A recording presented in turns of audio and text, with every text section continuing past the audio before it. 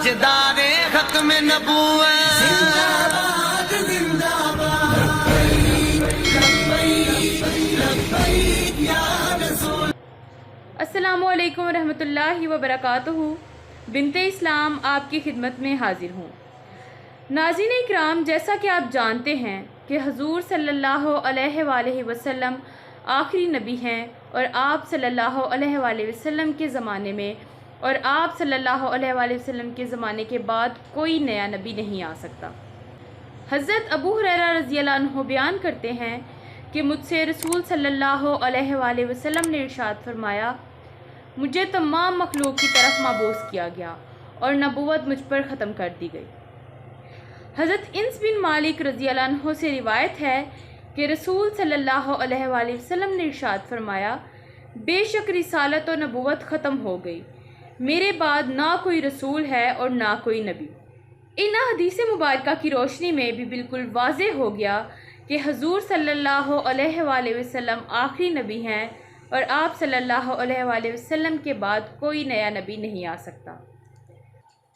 मगर तारीख़ पर नज़र दोहराएं तो कुछ ऐसे नाम मिलते हैं जिन्होंने हज़रत मोहम्मद मुस्तफ़ा सल्लल्लाहु अलैहि वसल्लम के ज़माने में और उनके दुनिया से तशरीफ़ ले जाने के बाद नबूवत के दावे किए। हज़रत सुबान रज़ियल्लाहु अन्हु फरमाते हैं कि रसूल सल्लल्लाहु अलैहि वसल्लम ने फरमाया, और अनकरीब मेरी उम्मत में 30 कज़ाब होंगे, हर एक नबी होने का दावा करेगा, हालांकि मैं सबसे आखिरी नबी हूँ और मेरे बाद कोई नबी नहीं।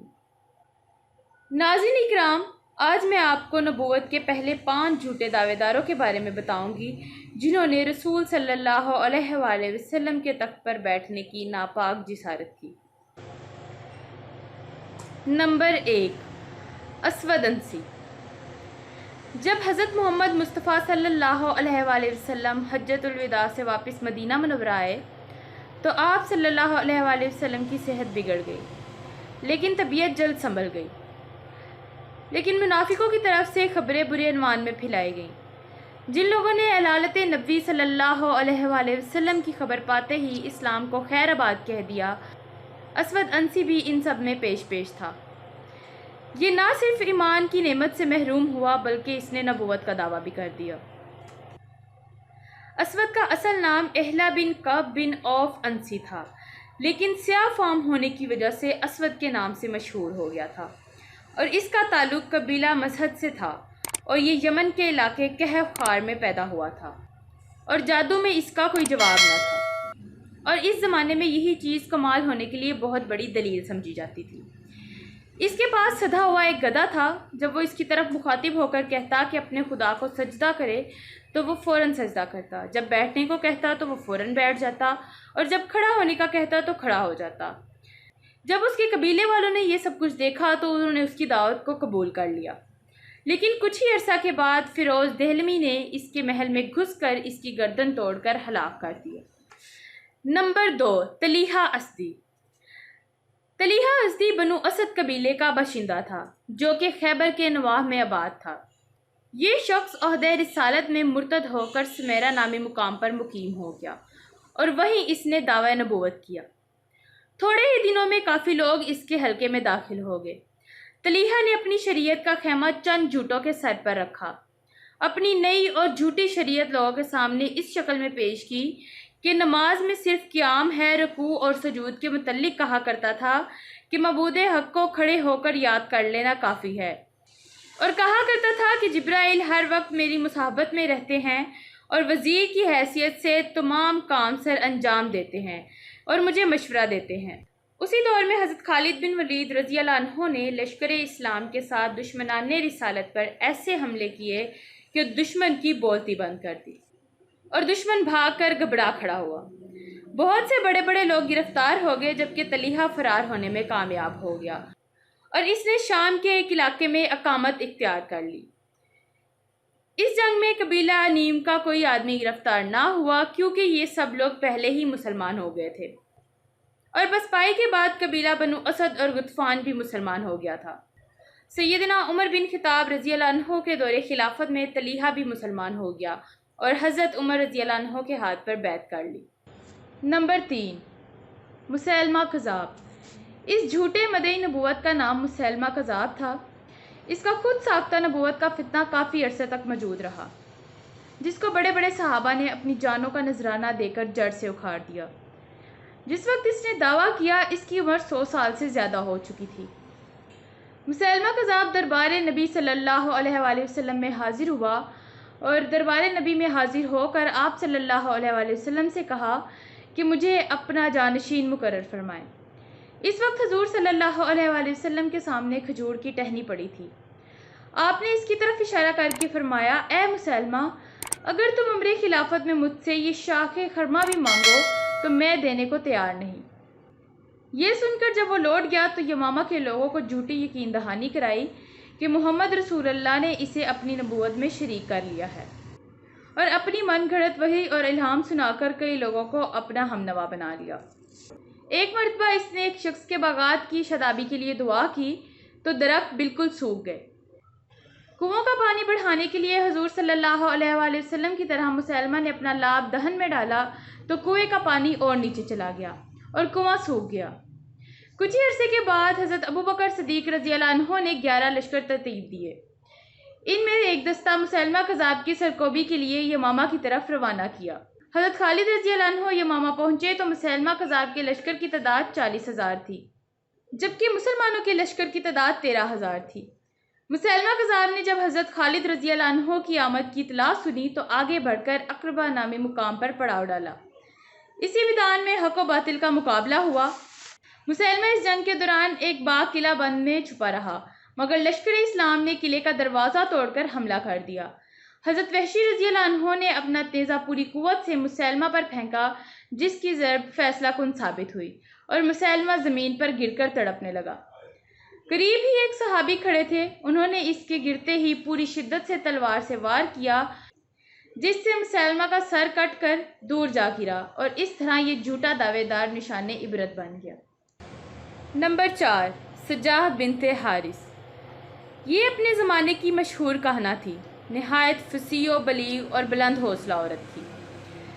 مسیلمہ کذاب کے دور میں اس عورت نے نبوت کا دعویٰ کیا۔ یہ قبیلہ بنی تمیم سے تعلق رکھتی تھی اور اس کا نام سجاہ بنت حارث تھا۔ یہ عورت انتہائی حسین و جمیل، فریب کار اور ہوشیار تھی۔ آپ صلی اللہ علیہ وآلہ وسلم کے وصال کے بعد اس نے نبوت کا دعویٰ کیا تو ناہجاروں کا ایک گروہ اس کے ساتھ ہو گیا۔ اس کو جناتی طاقت اور تحریر و تقریر کے فن پر بہت عبور حاصل تھا، لہٰذا اس نے بہت ہی جلدی بنی نغلب اور بنی تمیم کے بڑے بڑے سرداروں کو اپنا ہمنوا بنا لیا۔ حضرت صدیق اکبر رضی اللہ عنہ نے ایک لشکر سجاہ بنت حارث کی سرکوبی کے لیے روانہ کر دیا تھا۔ لشکر اسلام کچھ فاصلہ آگے بڑھا تھا کہ معلوم ہوا کہ نبوت کے دو جھوٹے دعوے داروں کے درمیان تصادم ہونے جا رہا ہے، تو لشکر اسلام وہی رک گیا۔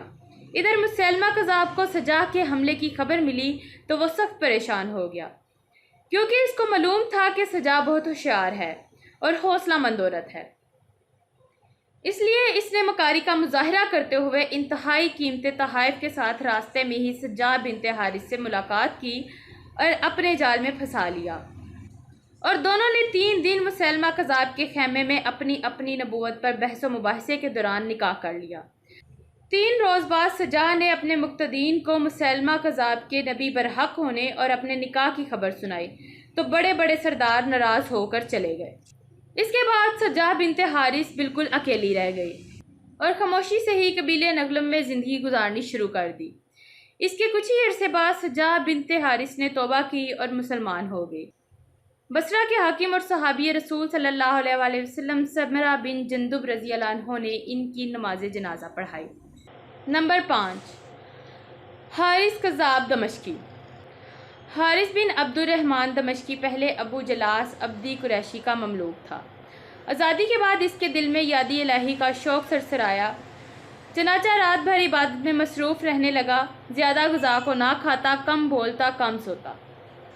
جو شخص کم بولے، کم سوئے، بھوکا رہے اور نفس کشی اختیار کر لے، اس سے بعض دفعہ ایسے افعال صادر ہو جاتے ہیں جو دوسروں میں نہیں ہوتے۔ ایسے لوگ اہل اللہ میں سے ہوتے ہیں تو ان کے ایسے فعل کو کرامت کہتے ہیں، اور اگر اہل کفر یا گمراہ ہوں تو ایسے فعل کو استدراج کہتے ہیں۔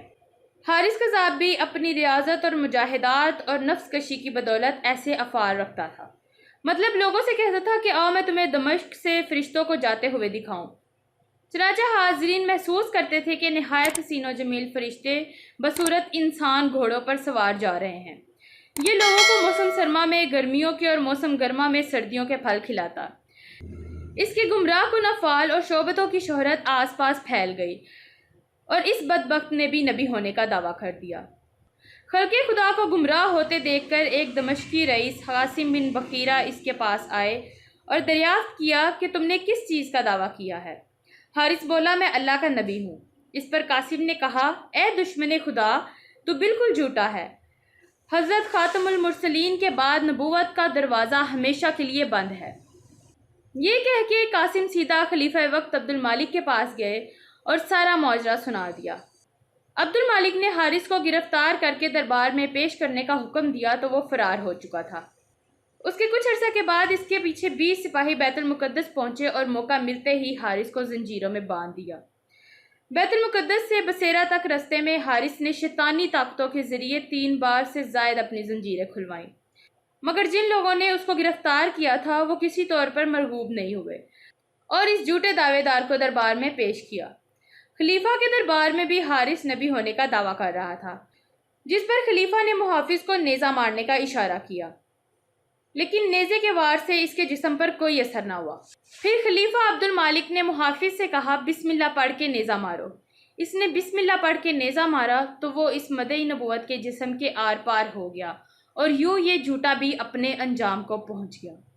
ویڈیو کو زیادہ سے زیادہ شیئر کریں، کمنٹ سیکشن میں اپنی رائے کا اظہار ضرور کریں۔ السلام علیکم ورحمۃ اللہ وبرکاتہ۔